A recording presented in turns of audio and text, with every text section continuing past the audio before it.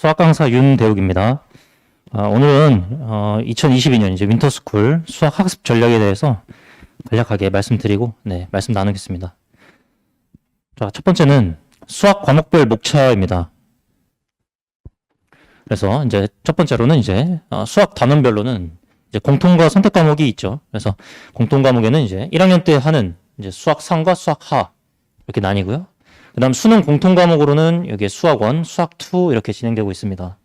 수학 상하는 이제 고등학교 1학년 때 배우는 내용인데 이 내용이 이제 직접적으로 출제되지는 않습니다. 그래서 직접적인 출제 범위는 아니고 이제 간접 출제 범위다 이렇게 말씀드릴 수가 있겠고요. 실질적으로는 이 공통 과목이 수학 1, 수학 2 이게 2학년 때 배웠던 과목이죠. 그다음에 선택 과목으로는 이제 미적분, 확률과 통계, 기하 이 셋 중에 이제 하나 선택을 해서 이제 수능을 준비하게 됩니다.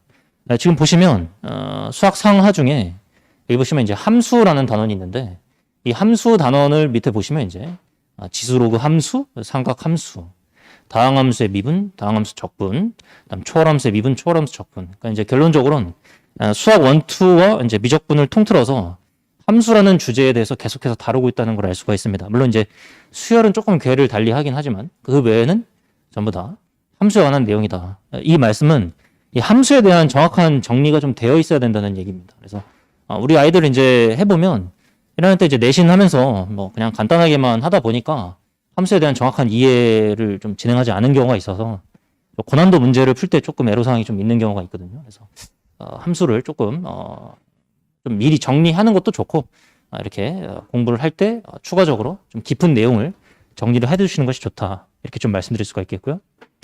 그다음에 이제 미적분, 확률과 통계, 기하 이렇게 나뉘죠. 그래서 확률과 통계 같은 경우에는 1학년 수학 하에 있던 이 순열과 조합의 개념을 다시 이어서 이렇게 하는 거니까 사실상 요렇게랑 요거 하나만 이제 따로 떼내서 보는 것이죠. 그래서 요거가 이제 이렇게 내려와서 이렇게만 진행됩니다.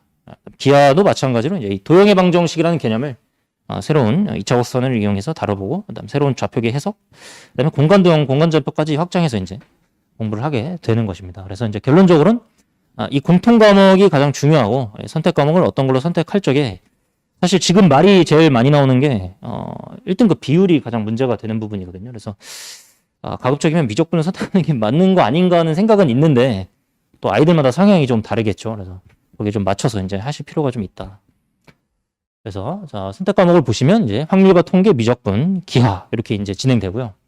확률과 통계 같은 경우는 단원이 몇 개 좀 삭제됐고요. 그다음에는 이제 난이도 상승에 좀 한계가 좀 있습니다. 그러니까 이 말씀은 아이들 저도 지금 고3 연수를 이제 마무리하고 있는 단계인데 아이들이 확통 선택한 친구들은 수학을 잘했든 못했든 이제는 거의 안 틀립니다. 한 문제, 30번 한 문제를 제외하고는 다 맞는 단계로 들어갔고요. 그건 뭐 제 능력이 있어서 그런 게 아니고 원래 확률과 통계는 단원 자체가 좀 그렇습니다. 이제 그럼 마지막 30번은 애석하게도 주관식이다 보니까 이제 실수, 결론은 실수입니다. 실수. 그러니까 실수를 하느냐 마느냐. 아이들이 이제 제자들은 딱 시험을 봐보면 확통은 하여튼 하나 빼고는 다 맞아옵니다. 그 하나는 실수를 했으면 이제 틀리는 경우가 있고요. 실수를 안 했으면 다 맞아오는 경우가 있고요. 그래서 그런 식으로 좀 진행되다 보니까 이 확통은 좀 1등급 비율이 좀 낮죠. 좀 그런 단점이 좀 있고요.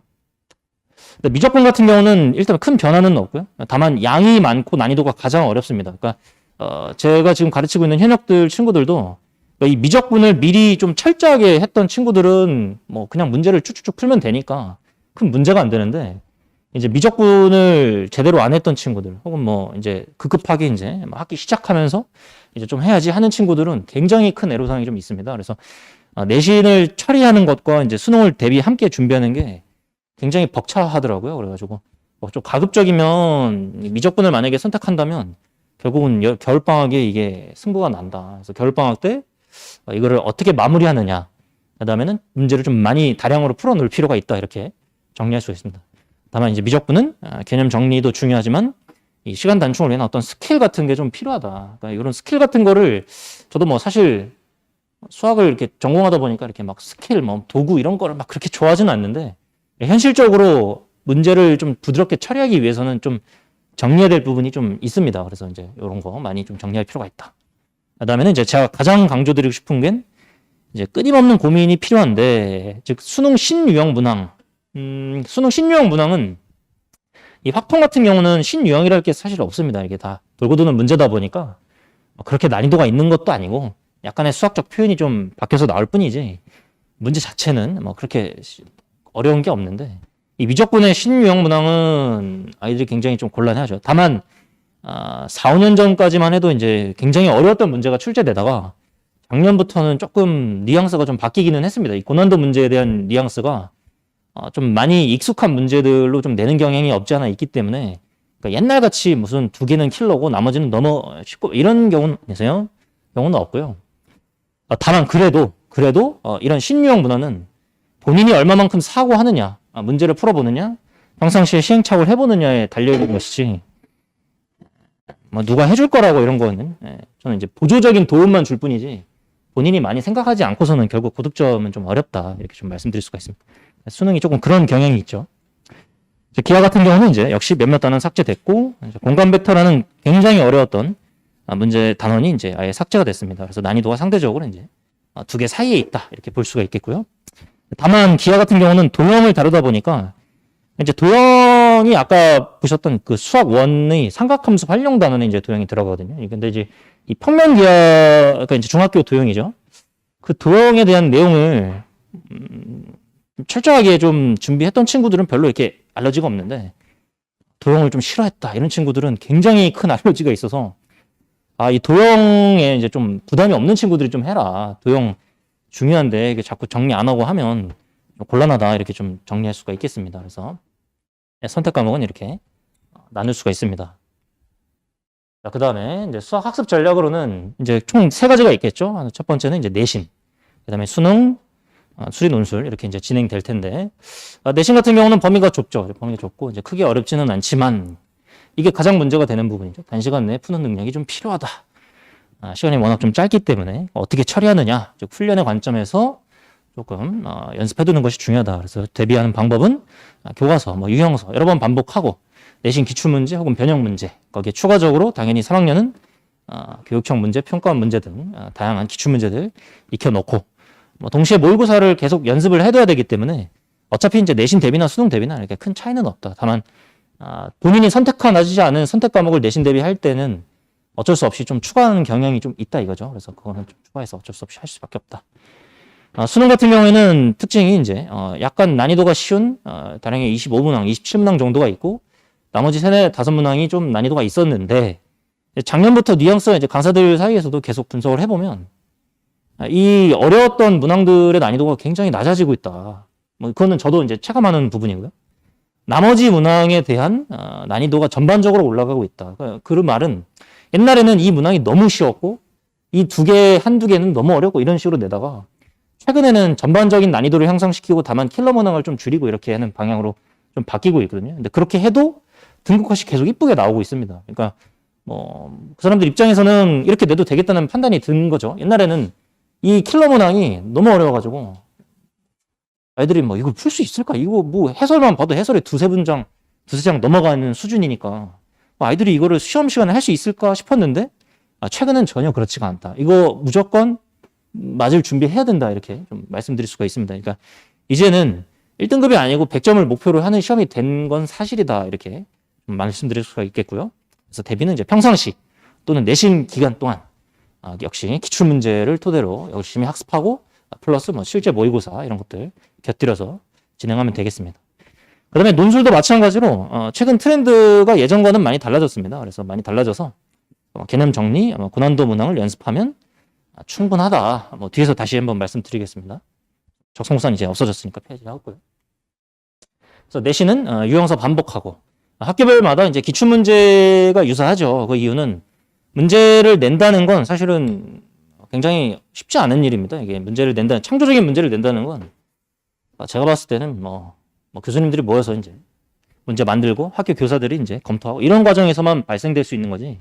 학교 문제라든지 이제 사설 문제 같은 경우는 제가 봤을 땐 다 봤던 문제들을 재탕하고 반복하고 끼워 맞추고 이런 식이거든요. 근데 이제 학교 기출 문제도 바로 그러한 경향이 있다. 그렇기 때문에 유형서 반복 열심히 하고 그런 내신 기출 문제들 반복하면 충분히 달성할 수 있다. 이렇게 좀 말씀드릴 수 있고요. 다만 이제 가장 문제가 되는 건 이제 이 시간 단축입니다. 이 시간 단축 우리 아이들 좀 곤란한 부분이죠. 시간 시간 부족했어요. 뭐 매번 얘기하는 건데 뭐 어쩔 수가 없죠. 이 시간 단축을 해결하려면 이제 결국은 시험지 형태를 많이 좀 해야 된다. 근데 아이들이 이제 시험을 좋아하는 친구들이 있고 시험을 좀 피하려고 하는 경향이 있는 친구들도 사실은 있거든요. 그러니까 이제 그러다 보니까 요거는 이제 근데 당연한 거라는 걸 좀 아이들한테 좀 주지시킬 필요가 있죠. 시험을 본다는 게 자신을 객관적으로 데이터화하고 부족한 부분을 채워나 이건 당연한 것이다. 이렇게 좀 주지시킬 필요가 있습니다.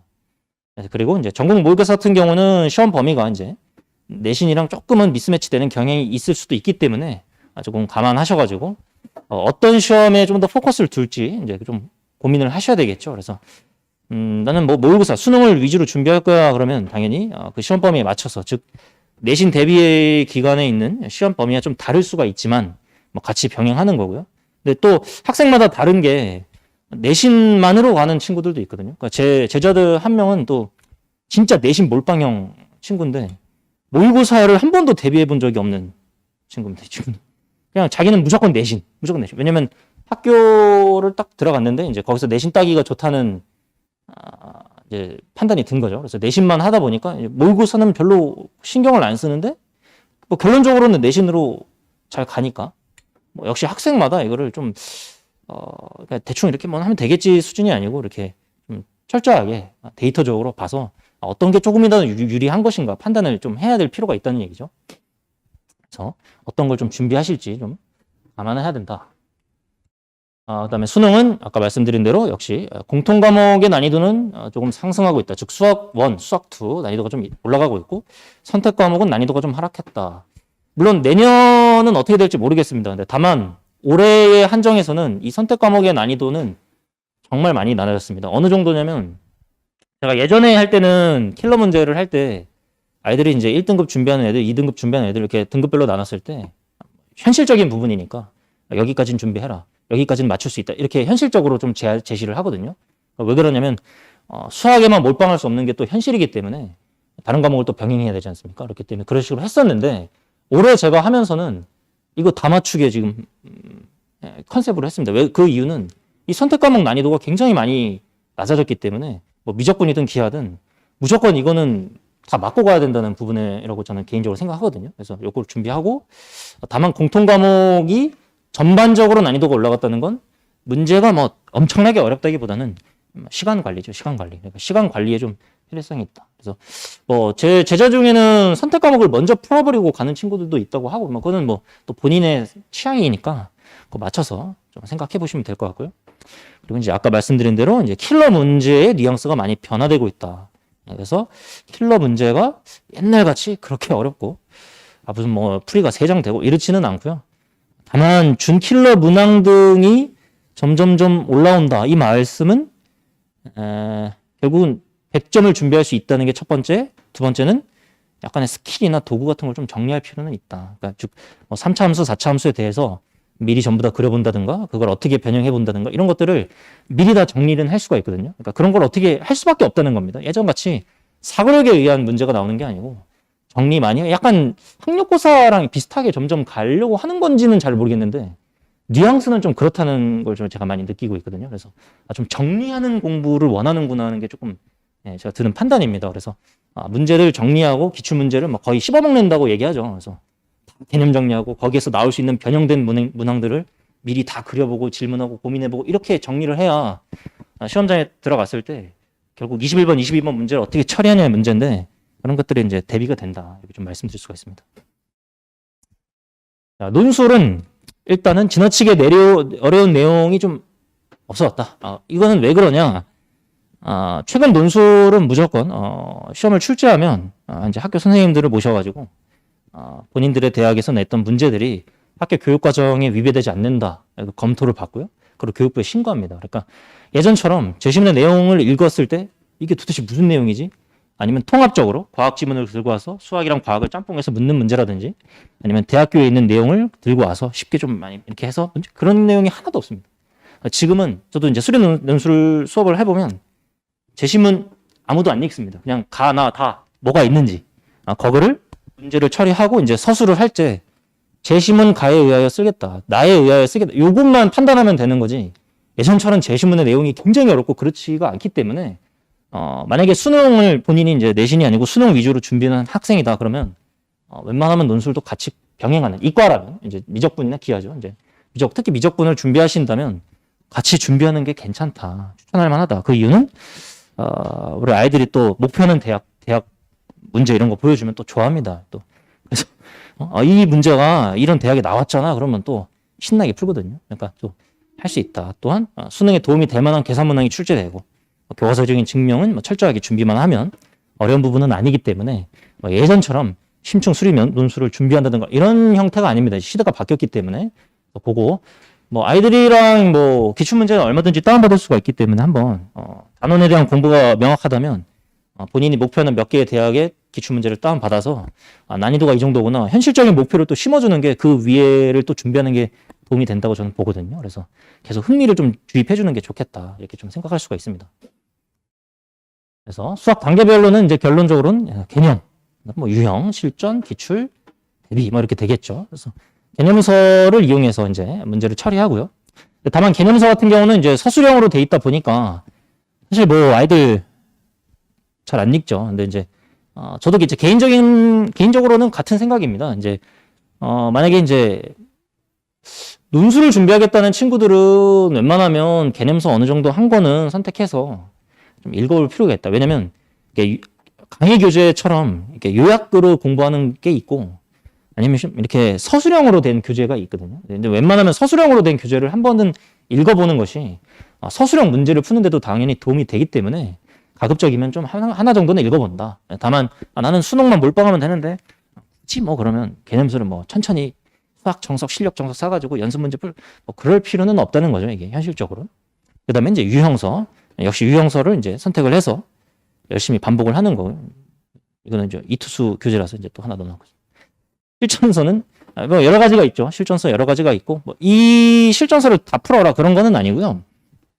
어차피 수능을 준비한다고 한다면 이 중에서 몇 개만 취사 선택한 다음에 연계교재 간 다음 바로 이제 기출문제 학습하고 이런 식으로 이제 진행이 되겠죠. 물론 이제 문제집이라는 건 당연히 저는 이제 개인적으로 다다익선, 고고익선 이렇게 말씀드리는데 많이 풀면 당연히 좋고 어려운 거 풀수록 당연히 좋고 이런 관점이거든요. 물론 이제 사람에 따라서 이제 취향이 조금은 다르죠. 정석 하나만 열심히 돌린다. 아니면 여러 개의 문제집을 푼다. 사람마다 이제 취향은 다른데 제 개인적으로는 좀 하나씩 털어가는 공부 좀 더 추천을 좀 합니다. 저 개인적으로는. 그래서 아이들 성향에 따라서 한 권에다가 단권하는 걸 좋아하는 친구들, 필기 좋아하는 친구들, 그런 친구들은 이렇게 반복하는 게 좋겠고요. 나는 문제집을 좀 털어버릴 거야. 그러면 하나 풀고 또 풀고 이런 식으로 하는 것도 나쁘진 않다. 그러면 이제 기출문제집 들어가고 기출문제집으로 끝나면 이제 실전 모의고사까지 이렇게 진행이 되겠죠. 그래서 근데 다만 제가 이제 지금 고3 연수 하면서 그러니까 N수생들은 수능만 열심히 하면 되니까 문제가 없는데 내신을 병행해야 되는 친구들이 이게 문제가 많습니다. 이게 왜냐면 본인이 어떤 거를 선택하기도 애매하기 때문에 당연히 둘 다 준비해야 된다 이런 강박관념이 좀 있어가지고 이도 저도 아니다가 이제 6월달 돼서 선택 과목을 바꾸네 어쩌네 이런 경우도 많거든요. 그래서 조금 겨울 방학 때 선택 과목에 대해서 이제 내신도 어차피 봐야 되기 때문에 미리 좀 철저하게 준비를 해놓자. 그래서 좀 어려운 문제집까지 좀 미리 풀어놓는 게 당연히 좋다. 이런 수준에서 끝나지 말고 당연히 넘어가서 여러 개 좀 털어놓는다 이렇게 좀 말씀드릴 수가 있습니다. 그래서 이제 수학은 역시 이 핵심을 관통하는 개념, 올바르게 정리를 해두자. 이게 이제 제가 개인적으로 좋아하는 건데 보시면 그러니까 문제집은 여러 가지 문제집이 있다는 거죠. 문제집이 여러 가지 있고 이거는 실전 모의고사도 마찬가지입니다. 실전 모의고사는 제가 저작권 때문에 실을 수는 없으니까 보시면 근데 문제는 이 문제들이 결국은 다 동일한 문제라는 거죠. 즉 절대값이 포함된 곡선을 그릴 수 있겠느냐? 절대값 포함된 거 열심히 그릴 수 있겠느냐? 그 다음에는 다른 방정식과 교점의 개수가 어떻게 되느냐? 같은 문제입니다. 근데 다만 이 같은 문제를 어떻게 표현하느냐? 집합으로 표현할 수도 있고 문장으로 표현할 수도 있고요. 이런 식으로 추론 형태로 표현할 수도 있고요. 다양하게 표현을 어떻게 하느냐에 달려있기 때문에 결국은 절대값이 포함된 그래프 잘 그릴 수 있느냐? 직선과 위치관계, 곡선과 위치관계를 정확하게 판단할 수 있느냐? 제대로 학습해두면 당연히 이 한 문제를 풀고 나머지가 다 똑같습니다라는 걸 이해할 수가 있다는 거죠. 근데 이제 이게 수능의 핵심이라고 저는 개인적으로 생각합니다. 그러니까 수능은 다른 사설 모의고사랑 좀 다르게, 그러니까 이건 저도 마찬가지인데, 사설 모의고사를 솔직히 풀어보면 뭐 있죠. 인터넷 강의 교재도 있고 비싸게 막 한 권에 막 15,000원, 20,000원 이렇게 주고 하는 문제집들이 있는데, 봐보면 솔직히 1번부터 30번까지 보면서 하는 문제는 없거든요. 다 어디서 봤던 거고, 문제 뭐 뻔하게 냈던 거고, 이렇게 생각이 들어요. 다만, 그거를 계산을 어떻게까지 꼬아내고 이런 부분인데, 평가원 문제를 딱 보면, 이건 또 어떻게 생각했을까라는 생각이 들 만큼, 정말 낯선 표현이라든가, 어떤 개념의 새로운 색다른 표현들이 많이 나오거든요. 그러니까 그런 부분들은, 그러니까 이런 문제들이 동일하다라는 걸 이해하고 있어야, 또 다른 새로운 표현이 나왔을 때 그 자리에서 이해할 수 있다는 거죠. 이 문제가 결국 내가 배웠던 어떤 부분에 새롭게 각색해서 낸 거구나. 표현만 좀 달랐을 뿐이구나. 이런 걸 이해할 수가 있는 것이지. 이게 다 다르다고 인지되면 수능을 가서도 무슨 문제지라고 하면서 이제 처리가 안 된다는 거죠. 그렇기 때문에 문제를 정확하게 이해하고 다 같은 문제라는 걸 인지하고 이런 3학년 문제집을 봐도 이거 예전에 똑같은 거잖아. 이렇게 이해를 해야 이게 다 같은 공부가 하나의 핵심적인 개념이 끝났다라고 이제 볼 수가 있습니다. 그래서 이제 아까 말씀드린 대로 가장 추천드리는 건 당연히 다 풀어보는 게 좋죠.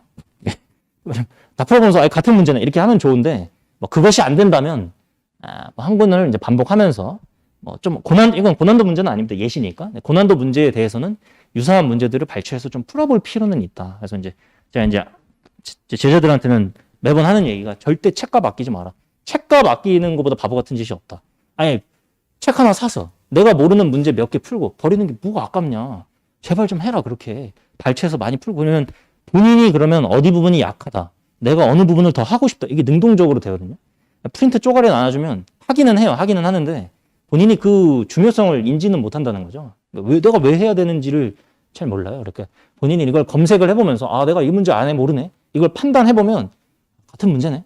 똑같은 문제. 이렇게 인지가 될 수 있다는 거죠. 그래서 조금 문제집을 여러 번 풀면서 그런 작업을 좀 해보자. 그렇게 좀 말씀드릴 수가 있습니다. 그래서 이제 그 다음에 이제 가장 중요한 이제 기출문제죠. 기출문제는 어떻게 해야 되느냐. 첫 번째 1회독 하실 때는 50% 정도. 물론 뭐 다 풀면 더 좋겠죠. 다만 조금 빠르게, 즉 유형서 풀듣기 비슷한 유형을 빨리빨리 털어버리고 조금 난이도 있는 건 잠깐 넘기고 하면서 문제를 풀고 이때는 저는 해설을 보는 거를 기본적인 유형 문제에서는 권장합니다. 오히려. 왜냐면 유형이라는 건 많이 늘려야 되는 부분이기 때문에 사고하는 부분이 아니죠. 많이 늘리고 경험해보는 거기 때문에 이런 문제가 유사한 게 많다라는 거 먼저 첫 번째 1회독 하고요. 그럼 2회독을 할 때는 이제 뭐 또 그 이상의 플러스 알파를 물론 똑같은 문제를 한 번 더 풀면서 추가적으로 풀겠죠. 이때는 이제 준킬러 문제 같은 경우를 도전할 때는 절대로 해설을 보지는 말자. 그래서 가급적이면 저는 이제 아이한테 항상 오면 이제 질의응답을 할 때 항상 물어보죠. 힌트가 필요한가, 풀이가 필요한가. 대부분이 이제 저랑 같이 하다 보니까 힌트가 필요합니다. 그럼 힌트를 이렇게 주면 보통 아이들이 이제 그만 해달라고 하죠. 됐다. 이제 자기가 해보겠다. 근데 그런 친구들의 결과도 좋아요. 사실은. 이게 그냥 본인이 생각을 해야 되는 부분이기 때문에 제가 이거를 다 풀어주면 그 자리에서는 이해가 된 것 같죠. 이렇게. 아니면 강의를 보면 그 자리에서는 이해가 된 것 같은데 이게 본인이 고민 안 해보면 절대로 안 된다는 부분인 겁니다. 그래서 반드시 웬만하면 어려운 문제, 좀 적당히 어려운 문제부터 가장 어려운 문제까지는 웬만하면 해설은 보지 말고 도전해본다. 그 이후에 추가적으로 현실적으로 이제 보면서 정리해야 될 부분이 있으니까 정리하고 고난도 문항 역시 도전해본다. 이렇게 되고요. 그럼 마지막은 마스터를 하게 되면 이제 문제 풀이에 대해서는 이제 고민이 없다는 거죠. 다 풀 줄 아니까. 그러면 이제 기출 문제가 좀 지겹습니다. 이제 지겨우면 이제 그 다음에는 실전 문제로 뛰어들고 뭐 실전 모의고사 뭐 이런 걸 풀면서 동시에 분석이라고 하기는 좀 거창하긴 한데 이런 작업이 좀 필요하기는 하다는 거죠. 이게 이 문제가 왜 나왔는지, 어떤 문제의 아이디어를 그대로 따왔는지, 아니면 어떤 수학적 표현이 바뀌어서 나왔는지, 아니면 출제 흐름은 어떻게 되고 있는지, 기출문제의 역사를 좀 흐름을 보면 약간은 왜 수학적 문제가 점점 어려워지고 있고 표현이 어려워지는지를 이해할 수 있습니다. 그러면 왜 이렇게 어려워졌으니 실전에 들어갔을 때 본인이 그걸 해석할 수 있는 능력이 좀 키워진다는 거죠. 단순히 문제 풀고 맞추고 이런 수준이 아니라는 겁니다. 그래서 요거는 제가 제일 중요하게 생각하는, 단순히 문제를 풀고 안 풀고가 떠나서 문제가 다 풀린다는 전제 하에는 보통 3학년 할 때는 이게 한 1, 2주 정도 시간을 두고 이 과정을 좀 하거든요. 이 문제가 어디서 나왔잖아. 따따따 이렇게 해주면 연도별로 이렇게 쭉 보면 약간 흐름이 보입니다. 그래서 그 작업을 좀 해야 본격적으로 이제 기출문제를 다 마스터한 것이다. 그러면 굳이 뭐 이렇게까지 하면 더 돌릴 필요는 없고 이제 실전 문제로 뛰어들면 된다는 거죠. 그래서 이제 학생들 고민 네 가지만 해봤는데 첫 번째는 실수. 이거 실수 어떻게 하느냐. 검산. 저는 학생들의 검산을 믿지 않습니다. 검산을 할 수 있다는 건 거짓말이다라고 생각하는 사람이라서 검산할 생각하지 말고 평상시에 좀 정확하게 하자. 즉, 저는 이게 훈련이라는 말을 굉장히 좋아하거든요. 그러니까 저도 이제 마찬가지인데 이게 수학도 어쩔 수 없이 약간 유전적인 부분이 좀 있지 않겠습니까? 근데 저희 부모님은 사실 수학 뭐 그렇게 잘 못했다고 하시더라고요. 그래서 저도 이제 공부를 조금 단기간에 수능 세대라서 이제 단기간에 이게 올려야 되는 상황이다 보니까 이 훈련의 관점에서 해보니 확실히 할 수 있다. 이게 뭐 물론 뭐 한계도 있었죠. 뭐 예를 들면 그 당시에만 해도 이제 뭐 40분 만에 풀기, 50분 만에 풀기 뭐 이런 게 조금 있었는데 아무리 해도 50분 안에 푸는 게 안 되더라고요. 이 계산이 좀 딸려서 그런가. 근데 그때 이제 제가 가르침 받던 선생님이 어차피 100점만 맞으면 되는데 그게 무슨 중요하냐. 완벽하게 한 방에 끝내라. 호들갑 떨면서 어려운 문제 이거 건드려서 빠르게 해가지고 50분 만에 해놓고 다시 도전하고 뭐 이럴 생각하지 말고 한 방에 제대로 풀어라. 그게 안 되면 평상시에 해라. 이런 말을 해가지고 그 말에 진짜 망치로 맞는 듯한 느낌 받고 성적이 많이 올랐거든요. 그러니까 평상시에 훈련을 한다는 거죠. 많은 시행착오를 겪고 뭐 틀릴 때 그냥 틀렸으니까 X 이게 아니고 왜 틀렸는지 어디 계산이 틀렸는지 덤벙덤벙 이렇게 하지 말고 철저하게 자신을 분석을 해야 된다. 데이터화해야 된다. 좀 말씀드릴 수가 있습니다. 두 번째로 역시 시간 단축은 계산력으로 이제 계산력이 중요하다. 그다음에는 어쩔 수 없이 이 스킬 정리가 좀 필요하다. 그러니까 아까 말씀드린 대로 최근 수능이 약간 문제 은행화되고 있는 상황이다 보니까 어쩔 수 없이 스킬이나 도구, 어떤 그래프에 대한 미리 정리된 학습된 내용 이런 것들을 좀 정리할 필요는 있다는 거죠. 그다음에는 이제 실전에 약하다. 근데 요거는 개인적으로 좀 편차가 좀 심해서 뭐 추천은 당연히 테스트 형식을 많이 접하는 거죠, 이제. OMR 카드 작성도 열심히 해보고. 다만 요거는 아이들이 이제 떨리는 부분은 참 어떻게 해줄 수가 없더라고요. 저는 좀 약간 과감한 편이라서 그냥 뭐 시험 다 맞으면 되지 이러고 그냥 거침없이 푸는데 모의고사는 참 잘 보는데 평가원 모의고사만 못 보는 친구도 있고 이게 아이들마다 이게 고민이에요, 진짜.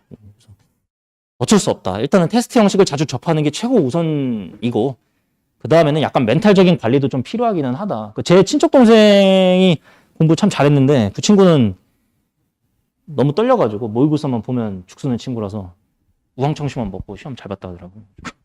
또 학생마다 다르겠죠. 그래서 그거는 이거 아이랑 좀 많이 의사소통을 좀 해볼 필요가 있다. 많이 떨리니? 물어보면 엄청 떨리는 친구들 많아요. 떨려가지고. 근데 또 그렇죠. 시험 볼 때는 떨리는데 집에 오면 알아요. 이런 경우가 많아서 그리고 아이들이 핑계 대는 게 아니고 진짜 떨려서 그런 거니까 이해해 주시고 많이 뭐 용기 북돋아 주시고 저도 이제 이런 부분은 계속 커뮤니케이션 하죠. 너가 이런 부분이 좀 그렇구나, 부족하구나 이런 식으로. 어쨌든 테스트 많이 하자. 그다음 마지막 가장 강조드리는 고난도 100점. 그러니까 지금은 1등급을 노리는 게 아니고 100점을 노려야 되는 시험이 됐다. 100점은 추론 중심의 학습을 할 필요가 있다. 이 부분은 누가 해결해 줄 수 없다. 꾸준한 훈련만이 답이다. 제가 이 말을 아이들한테 매번 하는데 저도 이제 메가스터디에서 이제 강의를 해보면 질의응답을 받으면 아이들이 열에 9은 같은 교재를 들고 옵니다. 같은 선생님이 교재를 들고 가서 같은 질문을 하죠. 지겨울 정도로 같은 교재를 들고 오는데 애들한테 항상 하는 얘기가 그거예요. 야, 세상에 인강 다 본다. 다 같은 교재를 푼다. 근데 왜 1등급은 4%밖에 안 나오냐? 한번 생각을 해보자. 그 교재가 중요한 게 아니다. 네가 고민을 안 하면 그 교재는 쓰레기가 되는 거다. 고민을 하고 반복해보고 질문을 해보고 또 이런 과정이 없이 그냥 이 교재 풀어보면 되겠지. 이 문제집 풀어보면 되겠지. 이 강의 들으면 되겠지. 그런 발상은 절대로 안 된다는 거죠. 이거는 반드시 본인만 할 수 있는, 즉 계속해서 고민해보고 시행착오를 겪어보고 고민하지 않으면 되지 않는다. 100점은 그렇다는 거죠. 그래서 꼭 명심하시고 이 부분 훈련해봐라. 그러면 되더라. 이게 제 결론입니다. 네. 이거. 네. 급하게 사진을 자, 저 결혼식 사진으로 이렇게 다른 걸로 해달라 그래가지고 결혼식 사진을 잘라가지고 제가 이렇게 했습니다. 그래가지고 저는 그래서 저도 이제 그 보시면 기출 문제 해설을 써봤는데 한 문제당 뭐 얼마씩 이렇게 주거든요. 그래서 예전에 집필을 했었는데 기출 문제의 중요성은 매번 강조는 하는데 아까 말씀드린 대로 단순히 문제를 반복해서 외워지는 걸로는 안 된다. 그 문제가 왜 나왔는지에 대한 고민, 그 하나하나 혹은 기억, 니은, 디귿에 관한 문제더라도 그 구조가 어떻게 되는지를 전부 다. 근데 이거를 제가 이제 처음에는 어쩔 수 없지 않습니까? 이제 기니디 문제 같은 경우도 나중에는 정리를 해주거든요. 이게 나중에는 기억 때문에 니은이 오잖아. 니은이 기억과 니은이 합쳐서 디귿이 오잖아. 발레가 나온 건 몇 번인지 검토해보죠. 이런 거를 어쩔 수 없죠. 그거는 이제 정리를 해야 되는 부분이지만 다만 그 전에 강사가 정리해주기 전에 본인이 고민해보는 시간만큼 실력이 는다는 거예요. 이게.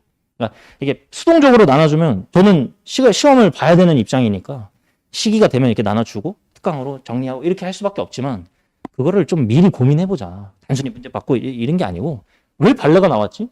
그럼 발레가 나온 게 평가원에서 도대체 몇 번 나온 거야? 이런 걸 고민해보면 훨씬 더 능동적으로 받아들일 수 있다는 거죠. 그러니까 어떤 사례를 문제를 들어서 풀지? 이런 것도 고민을 해보자. 그런 얘기죠. 그래서 네. 고민 좀 해보자. 이렇게 정리할 수 있어요. 네, 그래서 오늘은 여기까지 해서 이제 수학 관련해서 말씀드렸고요. 마지막으로 제가 강조드리고 싶은 건 3학년 친구들, 저도 지금 고3 연수 마무리하고 있으니까 보면 아이들 많이 힘듭니다. 아이들이 뭐 안 되고 싶어서 안 되는 것도 아니고 정말 열심히 하는데 아이들이 좀 힘드니까 많이 이렇게 응원 많이 북돋아 주시고 또 하다 보면 또 많이 늘기도 하거든요. 근데 그거는 또 강사랑 많이 커뮤니케이션을 좀 하는 게 확실히 더 좋아요. 이게 그냥 뭐 보내면 되겠지 이런 거보다는 어떤 상황이 되고 있느냐, 부족한 부분이 뭐냐 이렇게 해서 서로 커뮤니케이션을 해야 아이들한테도 이렇게 좀 더 좋더라고요. 그래가지고 물론 이제 3학년쯤 되면 보통 아이들이 직접 강사랑 소통이 거의 다 되는데 한 발짝은 좀 물러서는 게 맞긴 맞아요. 아이들이 스트레스 너무 받다 보니까 너무 막 이러면 그 스트레스 이렇게 해버리는 친구도 있더라고요. 그러니까 약간 이렇게 하고 관심을 계속 가지면서 강사는 이렇게 간접적으로 어떻게 진행되고 있는지 이런 것도 좀 많이 해보시는 게 좀 좋겠다. 그래서 3학년이라고 그냥 뭐 강의 들으면 되겠지. 어떤 유명 강의 들으면 돼. 이런 식으로는 안 된다. 본인이 많이 풀어야 된다. 이렇게 조금 강조드리고 싶습니다. 네, 그럼 오늘 여기까지 하겠습니다. 감사합니다.